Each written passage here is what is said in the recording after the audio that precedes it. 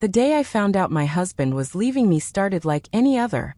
I'd made his favorite breakfast, packed his lunch with a little note like I always did, and kissed him goodbye at the door. We'd been married for 15 years, built a business together from scratch, and I thought we were happy. That evening when he came home, he didn't even look me in the eyes. He simply placed his wedding ring on the kitchen counter, told me he was in love with his 24-year-old assistant, and that he'd already moved most of his things to her apartment. I stood there, completely frozen, my whole world crashing down around me while he continued to explain how he'd outgrown our marriage. The worst part wasn't even losing him. It was the calculated way he'd planned everything. He'd been preparing for months, slowly extracting himself from our shared life while I remained blissfully unaware, thinking we were working toward the same dreams. I remember sitting alone in our kitchen after he left, staring at his wedding ring on the counter. 15 years of marriage, thrown away for a younger woman who'd only been working for us for 8 months. The tears wouldn't even come at first. I was too shocked, too numb to process what had just happened. When I finally called my sister, my voice didn't even sound like my own. "He's gone," was all I could manage to say before breaking down completely. She came right over, holding me while I sobbed until I had no tears left. That night, I discovered just how methodical he'd been in his betrayal. He'd emptied our joint savings account the week before, leaving just enough to cover the mortgage payment that was due in 3 days. He'd canceled our shared credit cards, changed the passwords to our streaming services, and even taken the good coffee maker. Each new discovery was like a fresh wound, cutting deeper than the last. I kept asking myself how I could have been so blind, so trusting, so completely foolish. The next morning, I dragged myself out of bed and did something I hadn't done in years. I checked our business accounts. When we started our interior design company, we'd both been equal partners, but as it grew, Mark had gradually taken over the financial side while I focused on client relationships and design work. I trusted him completely with this division of labor, never questioning his decisions or asking to review the books. As I logged into the account, expecting to find it drained like our personal savings, I was surprised to see a healthy balance. Then it hit me. In his rush to leave, in his arrogance and overconfidence, he'd forgotten one crucial detail. My name was still on all the business accounts. Every single one. After all, we'd started the company together, registered it together, opened the accounts together. In his haste to erase our marriage, he'd overlooked the very foundation of his precious business. A strange calm washed over me as I stared at the screen, at the numbers that represented years of our shared work, our shared dream. For the first time since he'd walked out, I felt something other than despair. I felt a spark of hope. I didn't act immediately. Instead, I called our lawyer, my lawyer now, and scheduled an appointment for that afternoon. I needed to know exactly where I stood legally before making any moves. Mark had always handled our interactions with the lawyer, another way he'd gradually taken control over the years. But not anymore. The lawyer confirmed what I already suspected. As a 50% owner of the business, I had every right to access and manage those accounts. He seemed surprised that I didn't know more about the financial situation of my own company. "You should have been receiving regular financial reports," he said, frowning as he made notes. It was embarrassing to admit how much I'd allowed myself to be sidelined in our business, how completely I'd trusted Mark to handle everything. The lawyer recommended I hire a forensic accountant immediately to go through all the business records for the past several years. "Based on what you're telling me," he said carefully, "there might be some financial irregularities we need to address." I left his office with a strange mixture of emotions, anger at Mark, disappointment in myself, but also a growing determination to take back what was rightfully mine. That night, I couldn't sleep. My mind kept racing, thinking about all the ways Mark had systematically pushed me into the background of our company, while I'd been too trusting to notice. I remembered how he'd discouraged me from attending meetings with our biggest clients, insisting they preferred to work with him. How he'd dismissed my concerns when I noticed we were spending less on materials despite having more projects. How he'd laugh and tell me not to worry my pretty little head about the finances when I'd ask about our profit margins. All those little moments I'd brushed aside, not wanting to create conflict, now came rushing back with painful clarity. I'd been such a fool, mistaking his controlling behavior for leadership, his dismissiveness for business acumen. But no more. As the first light of dawn crept through the blinds, I made myself a promise. I would no longer be the woman who didn't know what was happening in her own company. I would no longer be the trusting wife who got left behind. It was time to become someone new, someone stronger, smarter, and possibly a little ruthless. The forensic accountant called me just 3 days later, asking if I could come to his office right away. The grave tone of his voice told me he'd found something significant. Sitting across from him, watching as he spread out papers covered in numbers and highlighting, I learned just how deeply Mark's betrayal went. For the past 2 years, he'd been systematically siphoning money from the business into a separate account, an account I knew nothing about. Based on these transactions, the accountant explained, pointing to a series of suspicious transfers, he's diverted nearly $200,000. I felt physically ill, remembering how during those same 2 years, Mark had insisted we needed to cut back on personal expenses, that the business wasn't doing as well as it had been. I'd given up the European vacation I'd been dreaming of, started buying clothes on sale, even switched to cheaper brands of the groceries we used to enjoy, all while he was secretly stockpiling cash, preparing for his new life without me.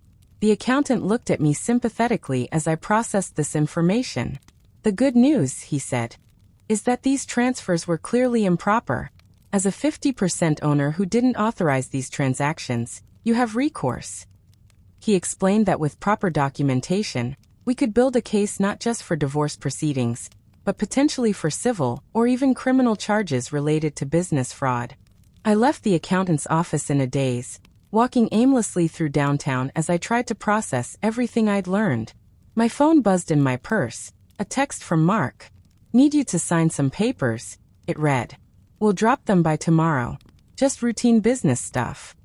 The casual tone, the complete absence of any acknowledgement of how he'd upended my life, sent a wave of fresh anger through me. Did he really think I was still that same trusting fool? That I would just sign whatever he put in front of me? I didn't reply.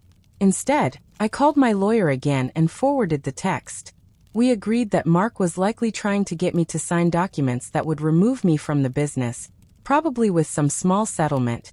That would be a fraction of what I was entitled to.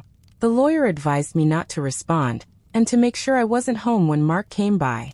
"Let him think you're falling apart," he suggested. "The element of surprise will be our greatest advantage."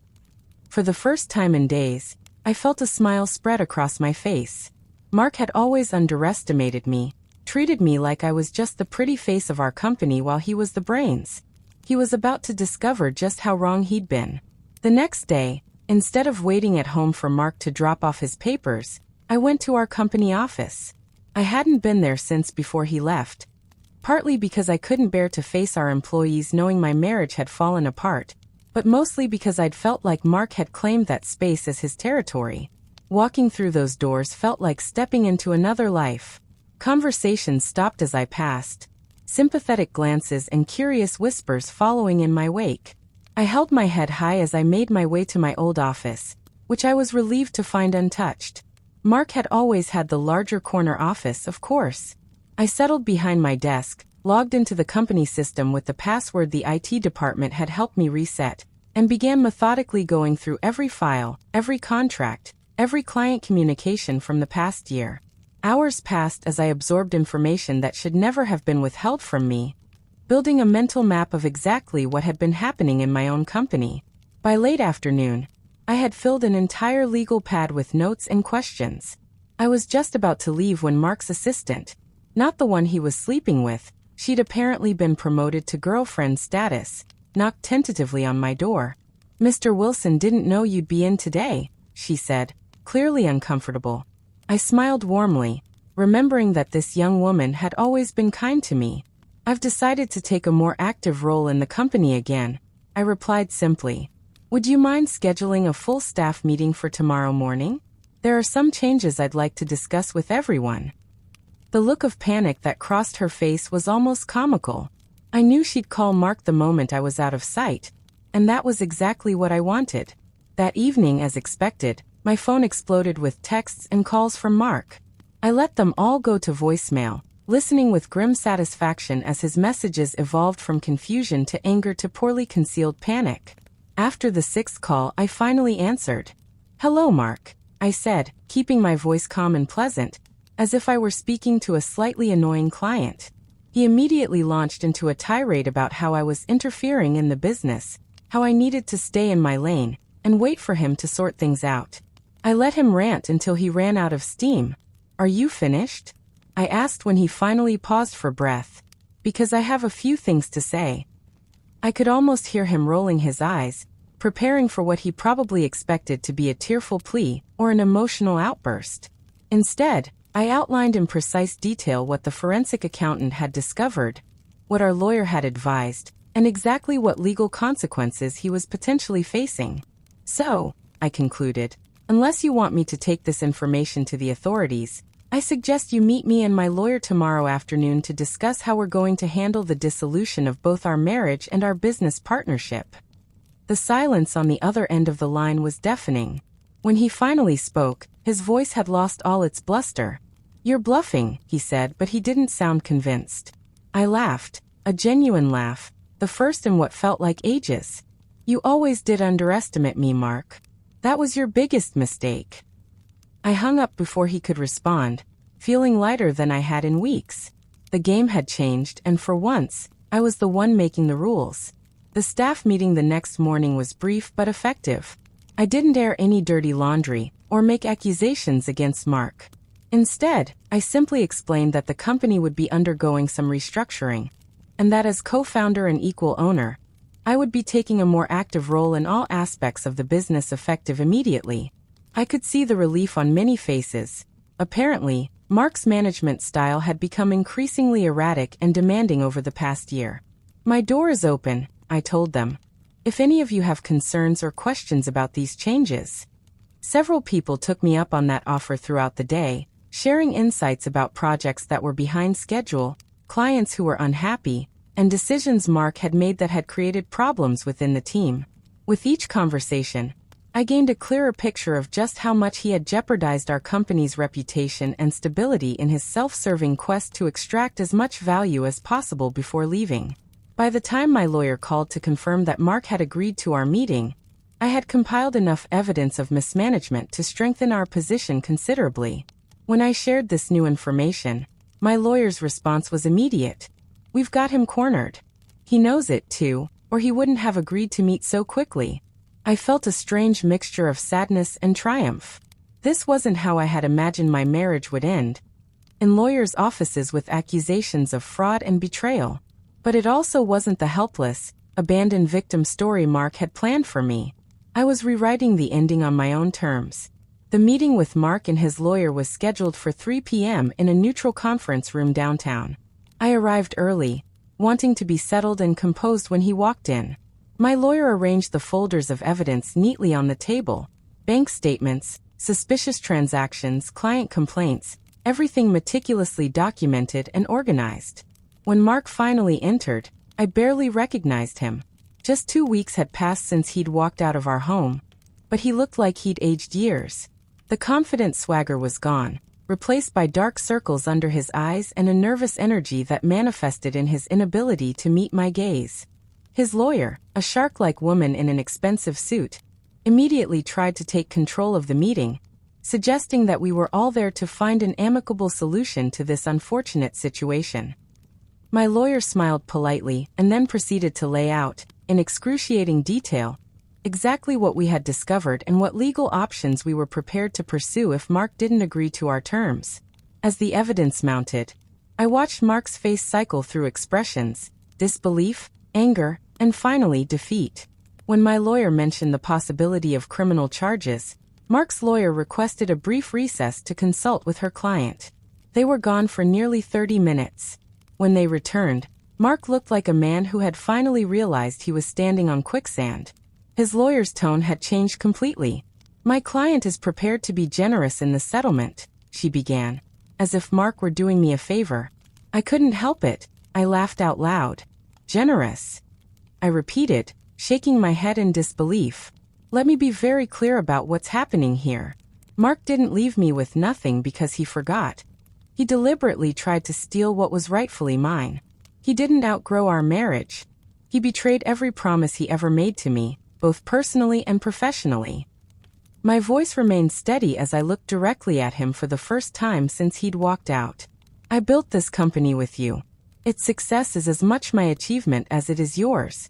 And now you're going to acknowledge that fact. My lawyer then presented our terms. I would receive 75% ownership of the business, compensation for the funds Mark had diverted, and our personal assets would be divided according to the prenuptial agreement we'd signed when we were young and equal, before Mark had decided he was somehow superior. Mark's face flushed with anger. "This is extortion," he sputtered, looking to his lawyer for support. But she was already reviewing our terms with a resigned expression. She knew, as we all did, that he had no leverage here. If he refused, he faced not just a devastating divorce settlement, but potential criminal charges that would destroy any chance of future business success. After what seemed like an eternity of tense silence, he nodded curtly. "Fine," he said, his voice tight with suppressed rage. "But I want it on record that I built this company. It was my vision, my relationships that made it successful." I simply smiled, not bothering to contradict him. We both knew the truth, and so did everyone who would be remaining with the company. Everyone who had already started coming to me with projects and problems, relieved to have leadership they could trust again. As the lawyers worked out the details of the agreement, I found myself studying the man I had loved for so many years. There was nothing left of the person I had married. That ambitious but kind young man with dreams of creating beautiful spaces for people. Somewhere along the way, success had twisted him, convinced him that he deserved more than others, that rules didn't apply to him. Or perhaps that person had never really existed except in my idealized vision. It didn't matter now. What mattered was that I had discovered my own strength through his betrayal. I had found reserves of courage and determination I never knew I possessed. The settlement was finalized quickly after that. Mark was eager to put the whole mess behind him, to salvage what he could of his reputation and start over somewhere else. As we stood to leave the conference room, he finally looked me in the eye. "I never thought you had it in you," he said, a mixture of bitterness and reluctant admiration in his voice.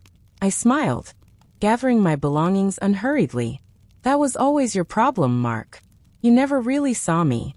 With those words, I walked out of the room without looking back, leaving him to contemplate the full cost of his arrogance and betrayal. The first few months of running the company on my own were challenging but exhilarating. Some clients left, uncomfortable with the changes or loyal to Mark personally. But many more stayed, and new ones came, attracted by the fresh perspective and renewed energy I brought to our projects. I hired young designers with bold ideas, implemented systems for greater financial transparency, and created a company culture based on collaboration rather than competition. The business not only survived the transition, it thrived. 6 months after Mark's departure, we won our largest contract ever, designing the interior spaces for a prestigious new hotel downtown. The client specifically requested me as the lead designer, having heard about my work from a mutual connection. Standing in the empty penthouse suite of that hotel, mapping out my vision for the space, I felt a profound sense of gratification. This was my moment, earned through pain and perseverance. I took a photo of the view from those floor-to-ceiling windows and sent it to my sister with a simple caption. "Look where I am now." She called me immediately, and I could hear the smile in her voice as she said, "I always knew you were the real talent in that partnership." For the first time, I allowed myself to believe it might be true. I never heard directly from Mark again after our settlement was finalized. Through mutual acquaintances, I learned that his relationship with the young assistant had ended almost as quickly as it had begun. Apparently, life with a broke, disgraced businessman wasn't the glamorous future she had envisioned. He had moved to another state, trying to rebuild his career with limited success. His reputation had been irrevocably damaged by the rumors of financial impropriety that had inevitably leaked out. Meanwhile, I was featured in a prominent design magazine, our company profiled as an example of innovative leadership in the industry. The article made no mention of Mark, referring to me simply as the founder and creative director. When I saw the glossy photos of myself standing confidently in our newly renovated office space, I barely recognized the woman I had become, poised, successful, and completely independent. The interviewer had asked me about my journey, how I had built such a successful company. I chose my words carefully, not out of any lingering loyalty to Mark, but because I had no desire to define my success in terms of his failure. I always had the vision, I told her. It just took me some time to recognize my own value. She nodded appreciatively, unaware of the deeper truth behind those words. That sometimes, the worst betrayals can become unexpected gifts, forcing us to discover strengths we never knew we possessed. A year to the day after Mark walked out, I received an unexpected email from him. "Congratulations on your recent success." It began formally, as if we were distant business acquaintances rather than people who had shared a bed for 15 years. "I've been following the company's progress from afar." There was no apology, no acknowledgement of the pain he had caused or the trust he had violated. Just a stiff, awkward attempt to establish some kind of connection, perhaps seeking validation that he had contributed something worthwhile to the success I was now enjoying. I read the email twice, considering whether to respond. In the end, I simply deleted it. There was nothing left to say, no loose ends that needed tying up. That chapter of my life was closed. Instead, I focused on the future, on the new projects coming in, the talented team I was building, the life I was creating on my own terms. That evening, I invited my sister and closest friends over for dinner in my new apartment. Smaller than the house I had shared with Mark, but filled with pieces I truly loved, designs that reflected my personal aesthetic rather than compromises. As we raised our glasses in a toast, I looked around at these people who had supported me through the darkest days, who had never doubted my ability to rise from the ashes of my marriage. "To new beginnings," I said, feeling truly grateful for the first time in my journey. They echoed the sentiment, and in that moment, I knew with absolute certainty that I hadn't just survived. I had transformed. The most unexpected outcome of my journey wasn't the professional success or financial security I achieved on my own. It was the women who began to seek me out, drawn by whispers of my story, looking for hope in their own situations. They came as clients initially, but our conversations inevitably turned personal as they confided their fears, their doubts, their dreams of breaking free from relationships that diminished rather than elevated them. I found myself becoming a reluctant mentor, sharing the hard-won wisdom of my experience. Document everything. Know your worth. Trust your instincts. Don't settle for less than you deserve. I started a monthly dinner group where women in transition could connect with others who understood their challenges. We met in the private room of a small restaurant owned by one of our members, sharing stories and strategies over good food and better wine. Some were dealing with divorce, others with workplace discrimination or family conflicts. What united us was the determination to rewrite our stories on our own terms, to refuse the victim narratives others had tried to impose on us. These connections became an unexpected source of strength and inspiration, reminding me that while my particular circumstances might be unique, the struggle to claim one's own power was universal. The network grew organically, with women referring friends and colleagues who needed support. What had begun as my personal journey of survival had evolved into something larger and more meaningful. A community of women lifting each other up, sharing resources and opportunities, celebrating each other's victories. 2 years after Mark's departure, I received an invitation to bid on a major project, redesigning the headquarters of a well-known tech company. The CEO had specifically requested our firm, having seen our work in another corporate space. When I arrived for the initial consultation, I was shown into a sleek conference room where several executives were gathered. Among them, to my complete shock, was Mark. He had apparently landed a senior position with the company just months earlier. The surprise on his face mirrored my own, but we both quickly recovered, maintaining professional facades as the meeting proceeded. I presented my ideas confidently, answering questions with the expertise that had become my trademark. Mark said little, his discomfort evident in his tense posture and forced smile. After the presentation, as the others filed out, he approached me cautiously. "You've done well for yourself," he said, an odd mixture of pride and regret in his voice. I looked at him directly, this man who had once been the center of my world, now reduced to a footnote in my story. Yes, I replied simply. I have. He seemed to be waiting for something more. Perhaps forgiveness, or acknowledgement of our shared history, or even triumph at seeing him in this subordinate position. But I felt none of these things. Just a calm certainty that I was exactly where I was meant to be, pursuing a path of my own making. As I gathered my materials to leave, he asked hesitantly, "Do you ever think about how things might have been different?" I paused, considering his question. "No," I said finally. "I'm too busy thinking about what comes next."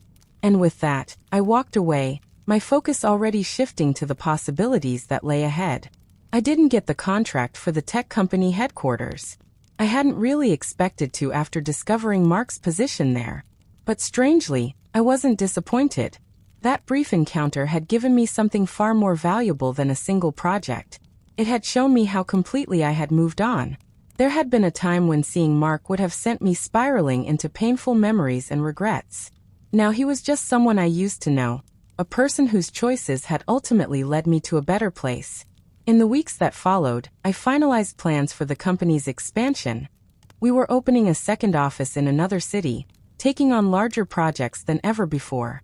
My days were filled with design challenges, client meetings, and mentoring my growing team of talented professionals. My evenings were my own.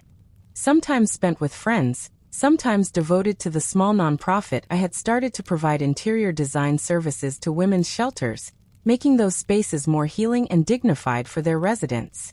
This work had become particularly meaningful to me, a way of transforming my own painful experience into something that could benefit others. At a fundraising event for the nonprofit, a reporter asked me what had inspired my success. I thought carefully before answering, aware that my story could potentially help others facing similar challenges. Sometimes, the worst thing that happens to you can become the best thing that ever happened, I said finally. Not because the pain isn't real, but because it forces you to discover who you truly are when everything familiar is stripped away. The magazine feature on my company's success generated more attention than I could have anticipated. A publisher reached out, interested in having me write a book about reinvention, both in spaces and in life. At first, I hesitated, uncertain about sharing the personal aspects of my journey so publicly. But after discussing it with my circle of women friends, many of whom had their own stories of betrayal and rebirth, I began to see the potential value in offering our collective wisdom to others who might be standing where we once stood, at the painful beginning of transformation. I started writing in the early mornings before work, reconstructing the journey from devastated wife to confident business owner. The process was surprisingly healing, allowing me to recognize patterns I hadn't seen before, to appreciate the growth that had emerged from my deepest pain. The book took shape as part memoir, part business guide, woven together with stories from other women who had successfully navigated similar transitions. I included practical advice about financial independence, legal protections, and rebuilding confidence, alongside deeper reflections on forgiveness, not for the benefit of those who had wronged us, but for our own peace of mind. As the manuscript neared completion, I realized that this book represented the final step in my transformation, taking ownership of my story completely, transmuting personal tragedy into shared wisdom, claiming my voice not just as a survivor, but as a guide for others walking similar paths. 3 years to the day after I found Mark's wedding ring on the kitchen counter, my book was published. The launch party was held in the beautifully renovated main office of my company, surrounded by the team I had built and the friends who had supported me through everything. My sister gave a toast that made everyone both laugh and cry, recalling the night she had come over to find me broken, and wondering if life would ever feel normal again. "Look at her now," she said, gesturing around the room with its evidence of success and new beginnings. As I signed copies and chatted with guests, a young woman approached me hesitantly. She introduced herself as Mark's former assistant, the one he had left me for. For a moment, I was speechless, unsure why she would come to this celebration or what she could possibly want from me. But her next words surprised me. "I needed to tell you that I'm sorry," she said, her eyes downcast. "I was young and stupid, and I believed everything he told me about your marriage being over in all but name." She explained that their relationship had lasted barely 6 months before she discovered he was already seeing someone else. When I confronted him, he said I should have expected it, that people who betray once will do it again. She laughed bitterly. At least he was honest about that much. I felt an unexpected surge of compassion for this young woman, who had been another casualty of Mark's selfishness. "Thank you for coming," I said simply. It took courage. She smiled tentatively, then asked if I would sign a copy of my book for her. As I wrote a brief message of encouragement on the title page, I realized that the circle had closed completely. What Mark had intended as my ending had become merely the first chapter of a much better story.